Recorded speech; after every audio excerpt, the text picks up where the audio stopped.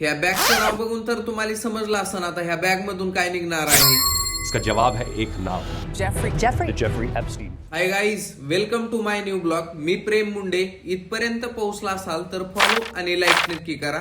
चला तर सुरू करूया आजचा दिवस माझ्यासोबत। पाकिस्तानची जीडीपी आणि नागपूरची धूळ सेमच दिसते, कारण की एवढी मोठी धूळ झाली नागपूरमध्ये आजकाल। गेट उघडायचं, गाडी बाहेर काढायची, परत गेट लावायचं, हे सर्वात आळस येणार काम आहे ही माझ्या लाईफ मधलं। बट स्टील काय करता येत नाही, हे करावंच लागतंय। ह्याच्यावरून हे समजतंय केलंय ते भोगावंच लागतंय। मग फायनली फाटलेल्या, तुटलेल्या, फोडलेल्या, फुटलेल्या रोडनं डायरेक्ट कॉलेजला जातो। हे बघा आपल्या कॉलेजचा कॅम्पस। पूर्ण तर नाही दाखवू शकत, बस एवढा शॉट घेतला, एवढंच बघून घ्या। मग कॉलेजमध्ये गेल्याच नंतर एकदम जबरदस्त गप्पा मारत बसलो, कारण की ओपीडी बीपीडी काहीच नाही, एकदम रिलॅक्स भाई सिनियर। बट आजकाल कॉलेजमध्ये आल्याच्या नंतर असं वाटत नाही की मेडिकल कॉलेजमध्ये आलो या हॉस्पिटलमध्ये आलो। सर्वजण लॅपटॉप घेऊन बसते, ते असं वाटतंय कुठल्या तरी बंद पडलेल्या इंजिनिअरिंगच्या कॉलेजमध्ये आलोत। सिनॉप्सिसचं काम करावंच लागतंय, कारण की प्रॅक्टिकल जवळ आलंय। ह्या बॅगचं नाव बघून तुम्हाला समजलं असं आता ह्या बॅग मधून काय निघणार आहे।